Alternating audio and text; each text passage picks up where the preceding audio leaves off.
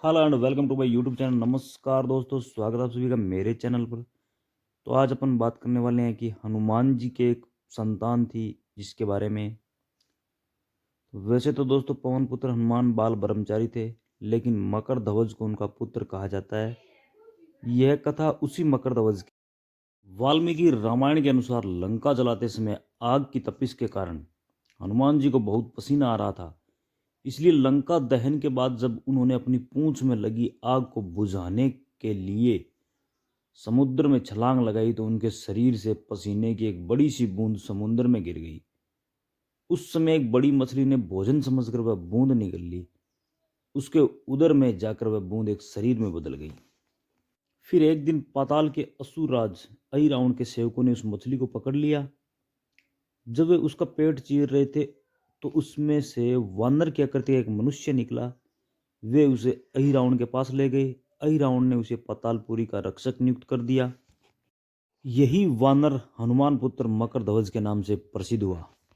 फिर जब राम रावण युद्ध हो रहा था तब रावण की आज्ञा अनुसार अहिरावण राम लक्ष्मण का अपहरण कर उन्हें पातालपुरी ले गया। उनके अपहरण से वानर सेना भयभीत व शोकाकुल हो गई। लेकिन विभीषण ने यह भेद हनुमान के समक्ष प्रकट कर दिया। तब राम लक्ष्मण की सहायता के लिए हनुमान जी पातालपुरी पहुंचे। जब उन्होंने पाताल के द्वार पर एक वानर को देखा तो वे आश्चर्यचकित हो गए। उन्होंने मकर ध्वज से उनका परिचय पूछा। मकर ध्वज अपना परिचय देते हुए बोला, मैं हनुमान पुत्र मकर ध्वज हूँ और मैं पातालपुरी का द्वारपाल हूँ।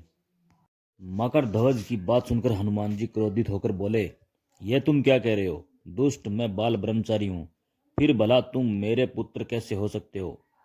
हनुमान जी का परिचय पाते ही मकर ध्वज उनके चरणों में गिर गया और उन्हें प्रणाम कर अपनी उत्पत्ति की कथा सुनाई। हनुमान जी ने भी मान लिया कि वह उनका ही पुत्र है, लेकिन यह कहकर कि वे अभी अपने श्री राम और लक्ष्मण को लेने आए हैं। जैसे ही द्वार की ओर आगे बढ़े वैसे ही मकर ध्वज उनका मार्ग रोकते हुए बोला, पिताश्री, यह सत्य है कि मैं आपका पुत्र हूँ, लेकिन अभी मैं अपने स्वामी की सेवा में हूँ, इसलिए आप अंदर नहीं जा सकते। हनुमान जी ने मकर ध्वज को बहुत समझाने का प्रयास किया, किंतु वह द्वार से नहीं हटा। तब दोनों में घोर युद्ध शुरू हो गया। देखते ही देखते हनुमान जी ने उसे अपनी पूंछ में बांधकर पाताल में प्रवेश कर गए। हनुमान जी सीधे देवी माता के मंदिर पहुंचे, जहां अहिरावण राम लक्ष्मण की बलि देने वाला था। हनुमान जी को देखकर चामुंडा देवी पाताल लोक से प्रस्थान कर गई।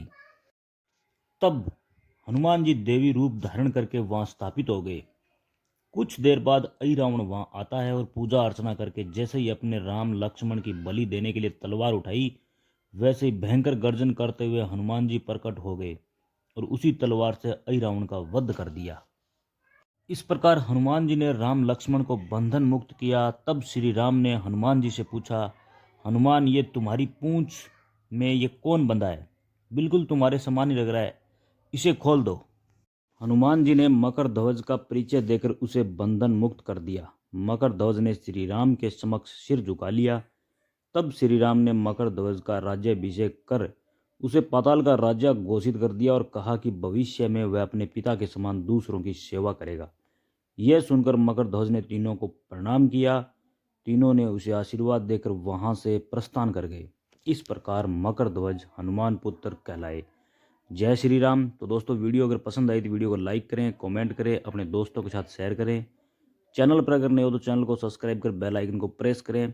यहाँ आपको आध्यात्मिक, शिक्षित और पौराणिक कथाएं के वीडियो मिलेंगे। तो दोस्तों, वीडियो अगर पसंद आ रही हो तो वीडियो को लाइक कर चैनल को सब्सक्राइब करें, मुझे सपोर्ट करें। धन्यवाद।